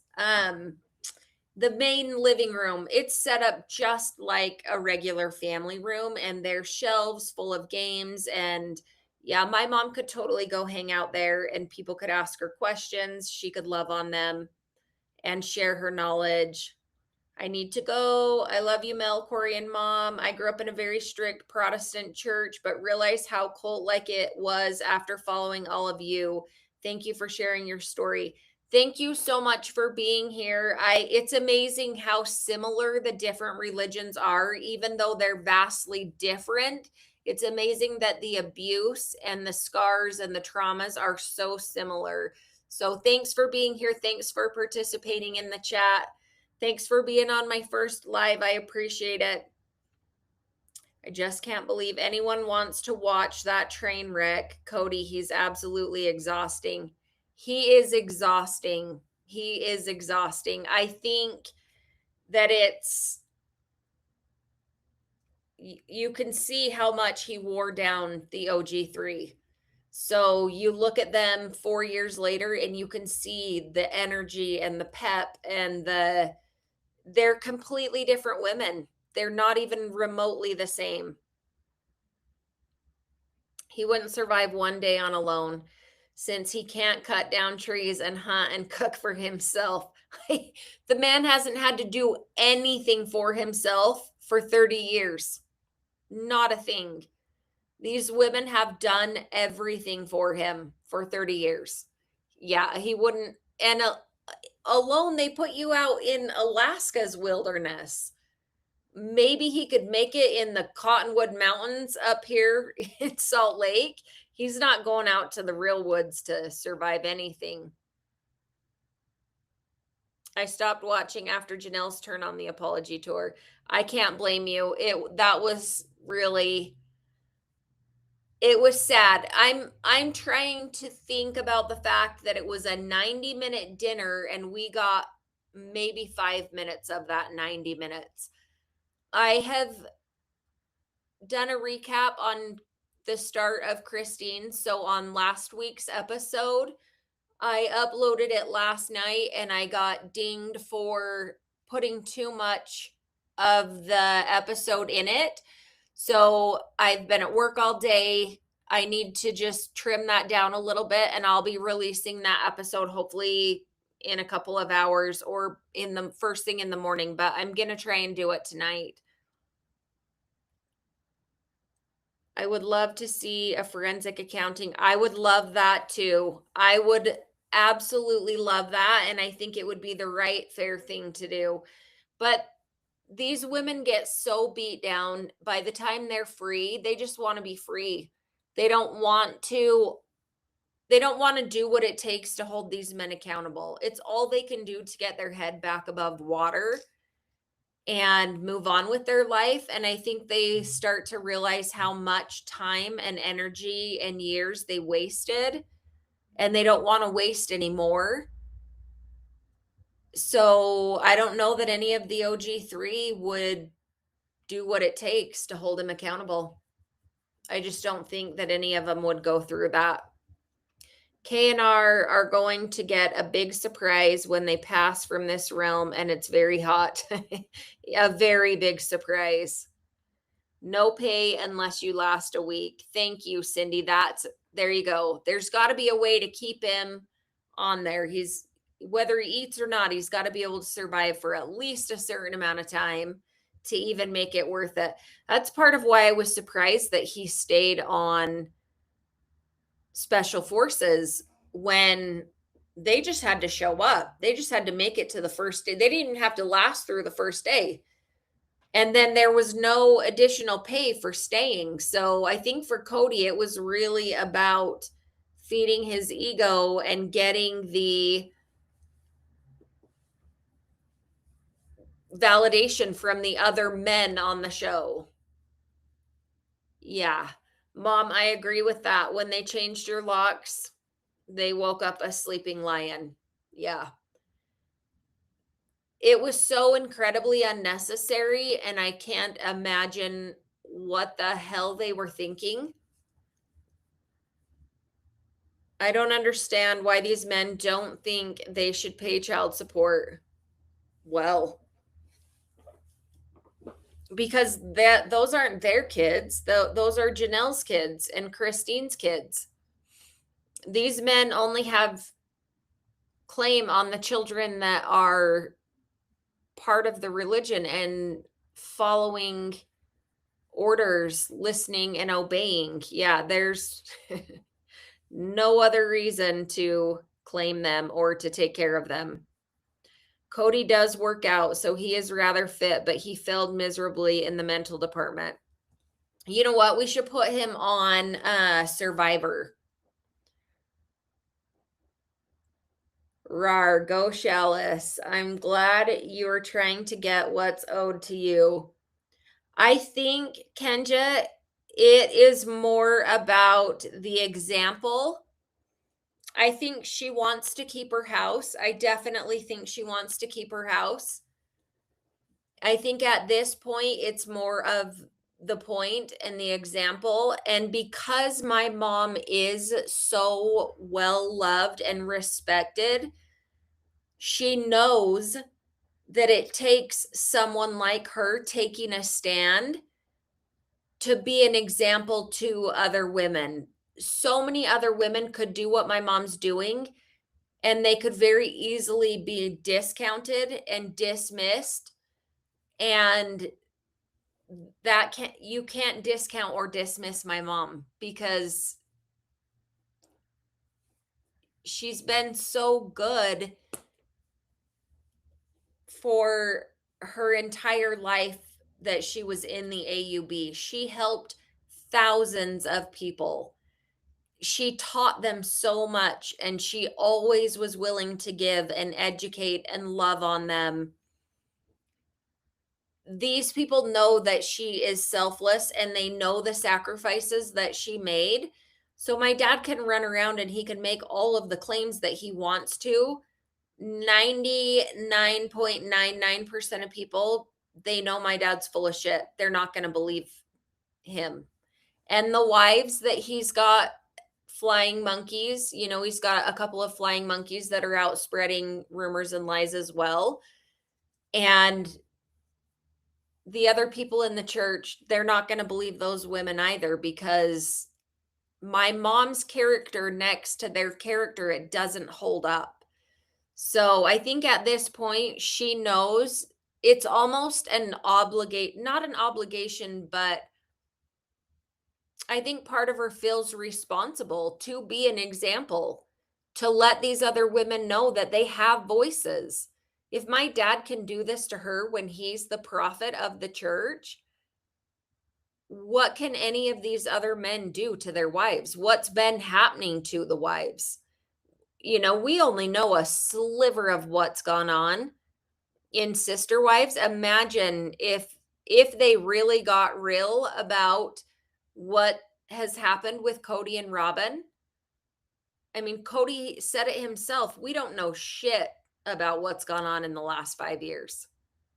Imagine what's happened over the course of 30 years to those women and to those children. And a lot of the abuse that's happened, they don't even know it's abuse. It will take them years to understand. I was sitting in a counseling room 3.5, 4 years ago. And when that therapist started to teach me about abuse, I was blown away. I had no idea. I didn't have a clue. I thought it was being kicked and punched and called bad names. I don't think these women have any idea. So she's going to be a really good example for so many people.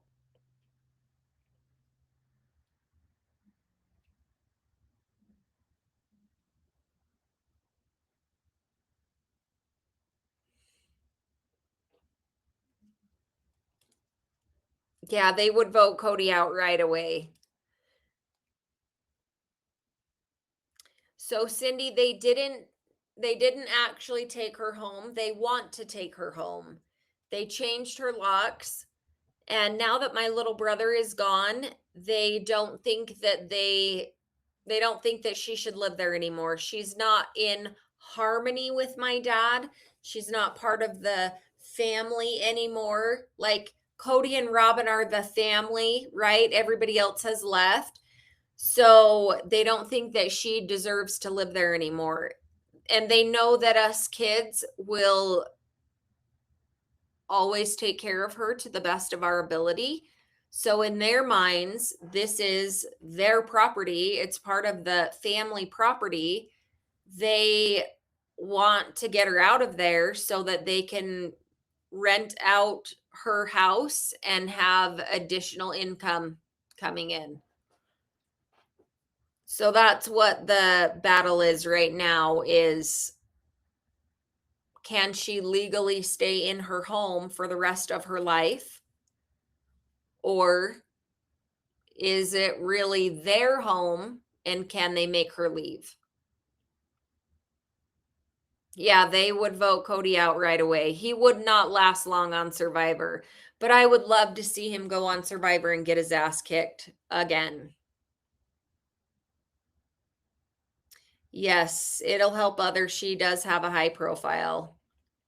I'm happy to, Lori. I think that my mom has 7 of us girls, and I think we are all really powerful and we're all badass. And there's something that kind of holds us back, just like an invisible force. So I think watching her do this, watching her take this stand, I feel like that allows all of us to step into our power because we've watched her be submissive to an extent for all of our lives. So to finally see her stand up for what is right is incredibly empowering to all of us. I think it's going to change the dynamics in all of my sisters' lives. I really do. She's a soldier. She is a powerhouse. And she's never known how, and that's what's crazy. It's like all of the really amazing, like the best people in the world, in your life, in history, they're the ones that I think don't fully understand how amazing they truly are. And so I hope that my mom starts to understand how amazing she truly is and how much her family loves her and just how valuable she is. When you grow up in a culture that treats you as a second class citizen, as a form of currency, even if they're not coming right out and saying that you're not valuable, you're being taught and told consistently in a patriarchal society that you are not as valuable as the men, that you are not as, like, you can't even get into heaven without your husband calling your name and pulling you into heaven. There's just, you're just indoctrinated without even knowing that you believe that you're not valuable. You just know that you're not valuable. It's just the way that we were raised. And so I think that it's taken a lot of really hard lessons for her to understand that she deserves just as much as everyone else and that she's worthy of all of the same things. Yeah, there is all kinds of abuse: mental, emotional, physical, spiritual, financial, religious, psychological. There is all kinds of abuse. I would like to start advocating for all of those abuses to be taught and talked about in standard education. I think that in junior high and high school, these are things that should be talked about. These are things that should be part of our standard curriculum. I think there are too many women in way too many societies, and men as well. Obviously, women are usually the victims of these things. And I think that we just don't know. And when you don't know what you don't know, what do? Right? You just, it's not something that is spoken of. And I think that it needs to be talked about. Abuse, neglect, all of these things need to be talked about so that not even just for kids that are in it, but for our society as a whole, we need to understand what abuse is, every kind. It needs to be laid out and detailed so that there are so many women and children in every religion, non-religion, every scenario across the United States that are living in abuse, and they have no idea that they're being abused. They know things don't feel right. They know, yeah, there's just, I mean, I know there have been times where I have thought or said, I wish you would just hit me so that I know, because I know that's wrong, right? I know it's wrong to be hit, but I don't know it's wrong to be talked in circles and blocked from leaving a room or gaslit. I mean, our society is just starting to find out about these abuses. We're just starting to understand them a little bit more as a society. So, how do we prevent some of our daughters and nieces and granddaughters and godchildren, and what can we do as a society to finally open up everyone's eyes so that we all know, we can all see? We're all watching Sister Wives 15 seasons ago and thinking, this is great that they're operating as a family like this. We're all watching severe abuse happen on our TV screens, and we don't get it until 15 seasons later. Like, I don't think anybody truly watching the show thought, wow, this man is incredibly abusive. Maybe some people did, or they saw certain things that they didn't like. And I think as things continue to unravel, we're going to continue to find out more and more and more. So, how do we just start educating society to not allow these abuses to happen and to open people's eyes and understand all of the different cluster B personality types and the different types of abuses and what you can do, what your resources are? We just should know as a society. I think every society should know.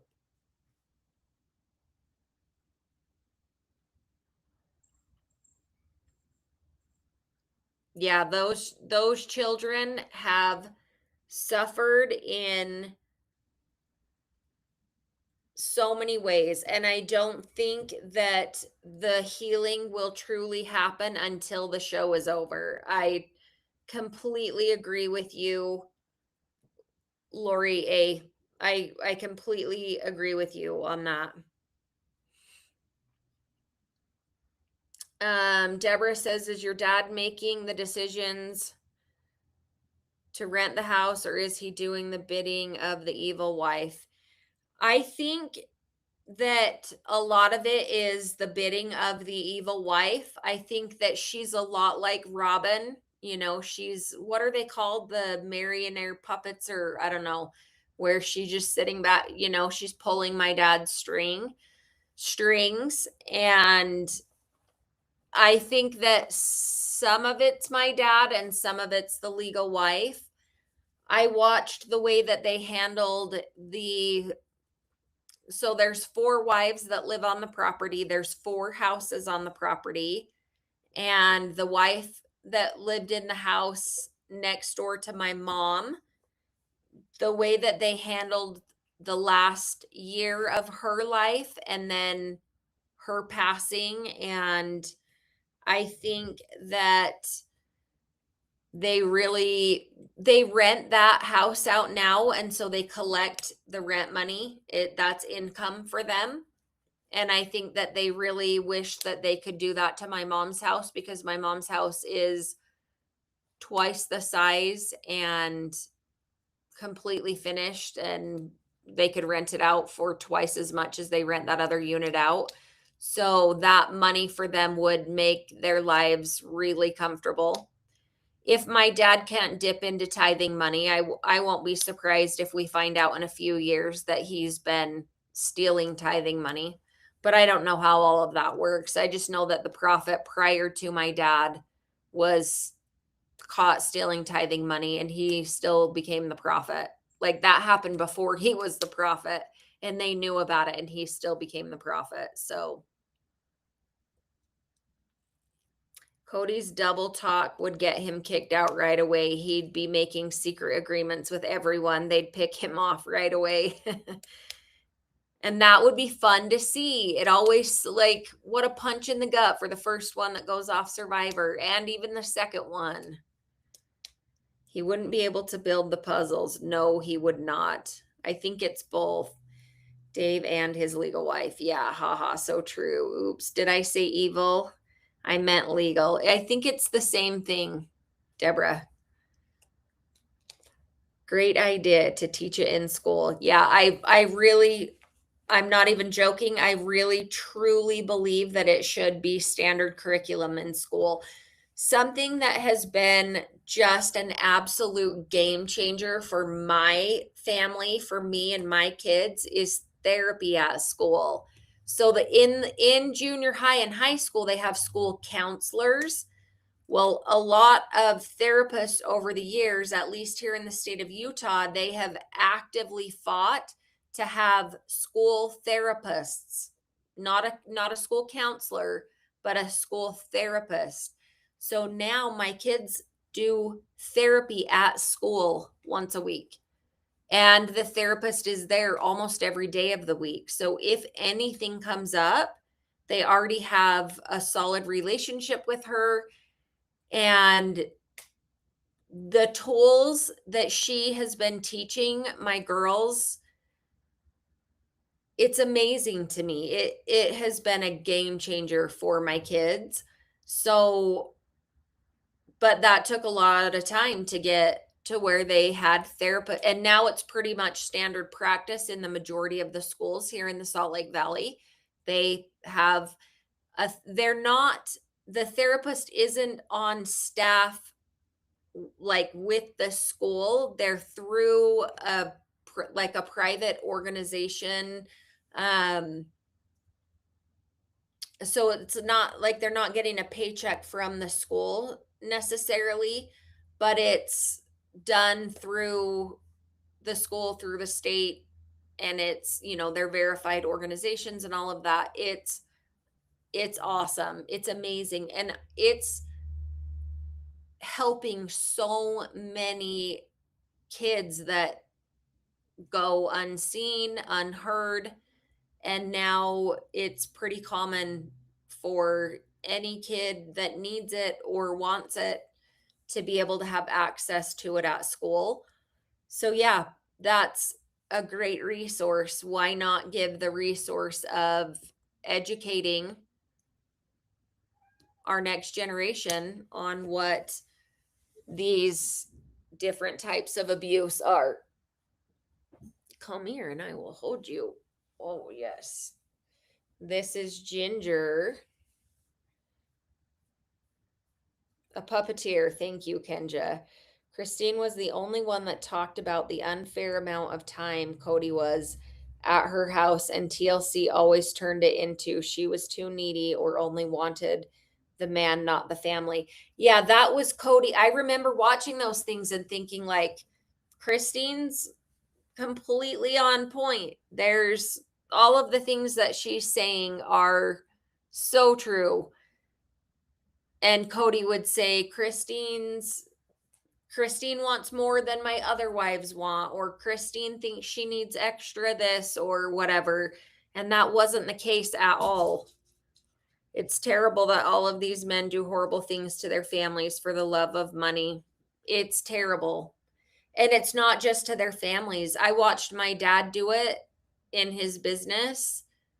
And it was mind-blowing to me. He was doing it to society out in public and, harming other people's families because he thinks that he is above the law and he deserves what he deserves. So I just lost my orange tabby that I had for 17 years. Oh, I'm so sorry. I can't even imagine.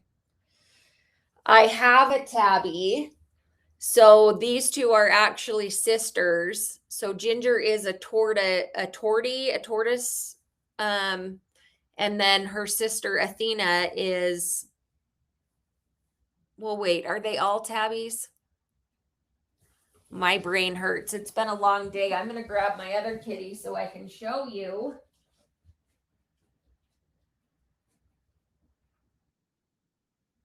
Oh, where's Athena?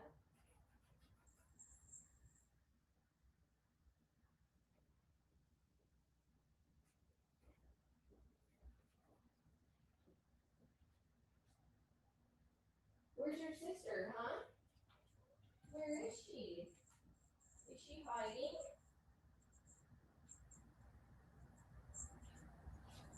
Where's that other kitty?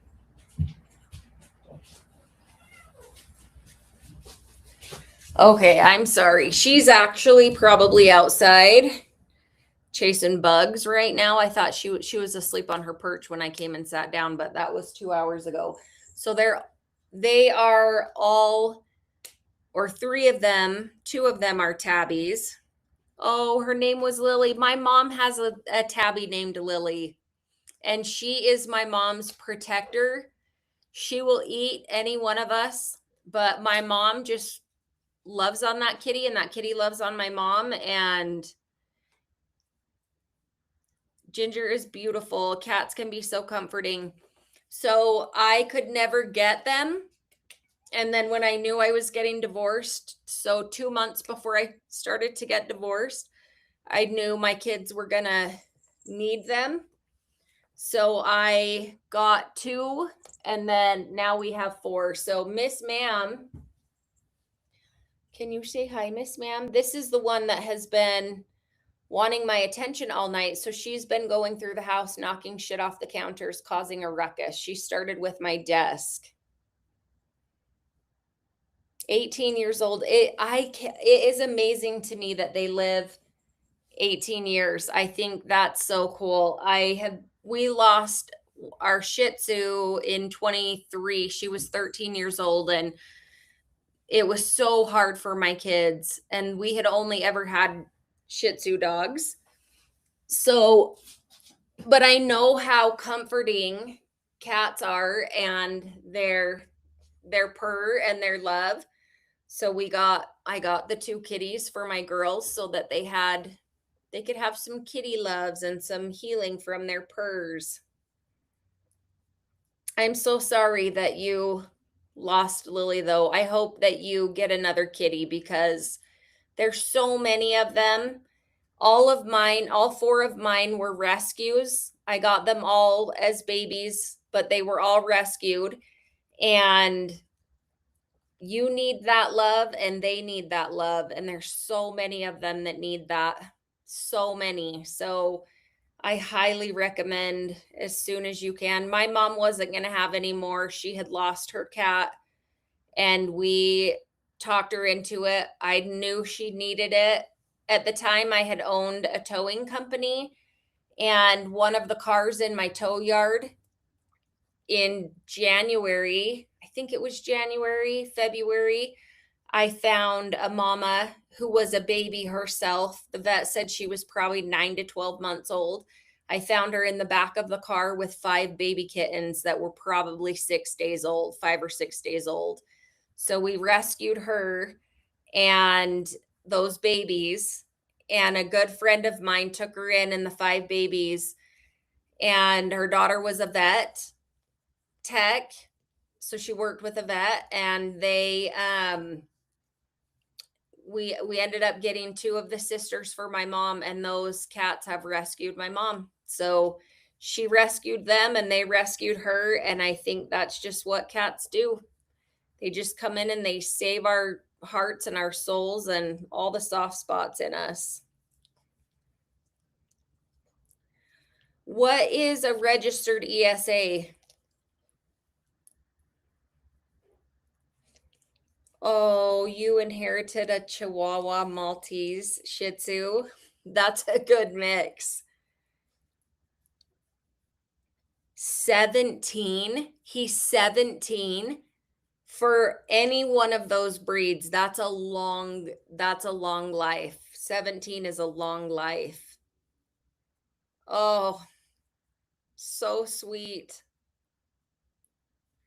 Dang it, Cindy, I'm so sorry. So my 21-year-old daughter is like, go to the emergency room, allergic to cats. So I never thought I would own another cat.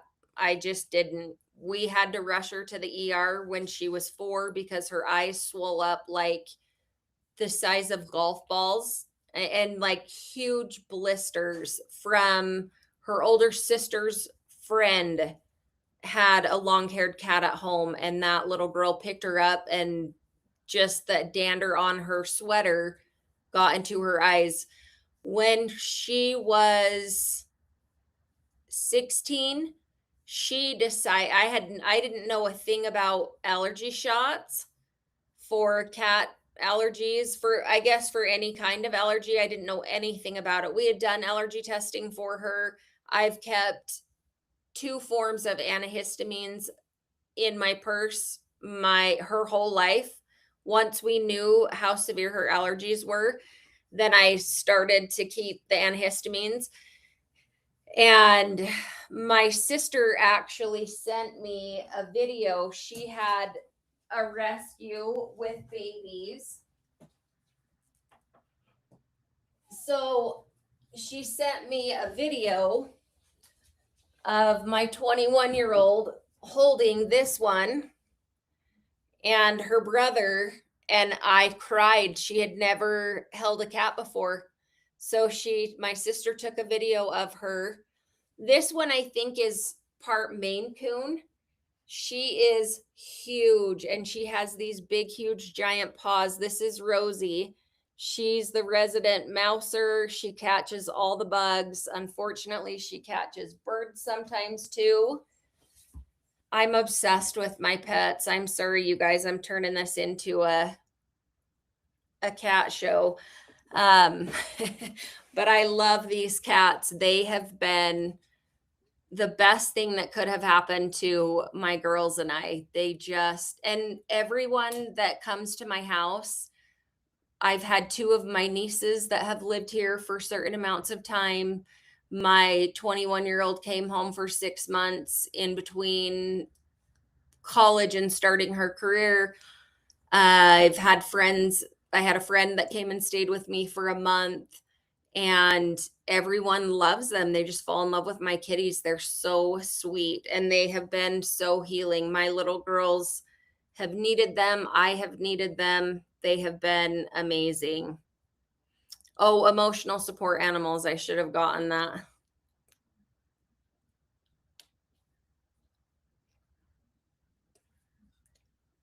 Yeah, Mystic Mermaid. That's what happens. You end up saving each other. You save them from the street life, and honestly, they save your heart and your soul. They give you a reason to live.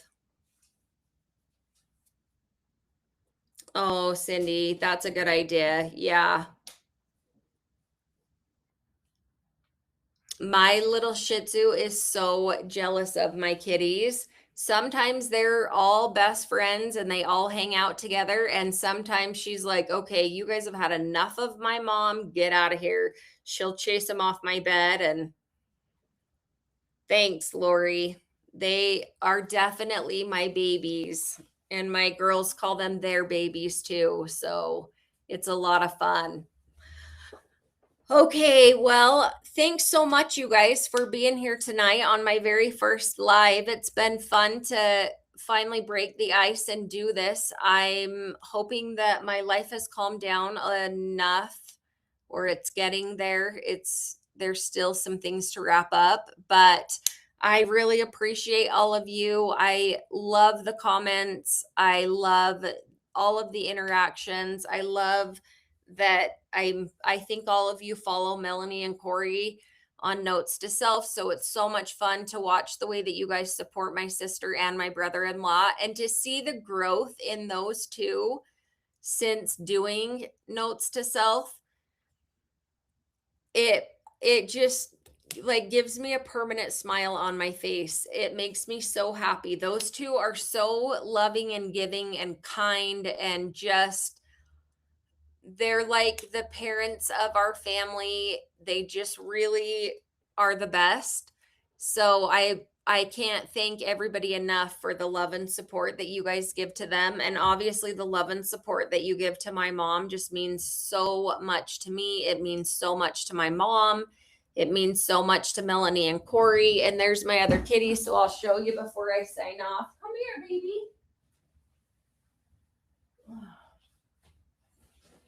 I know I said Tabby, but she is a calico. Come here. Can you come say hi? All of them are like, excuse me, we only want you to hold us when we want you to hold us. Hold on. Oh. Come here, complexities.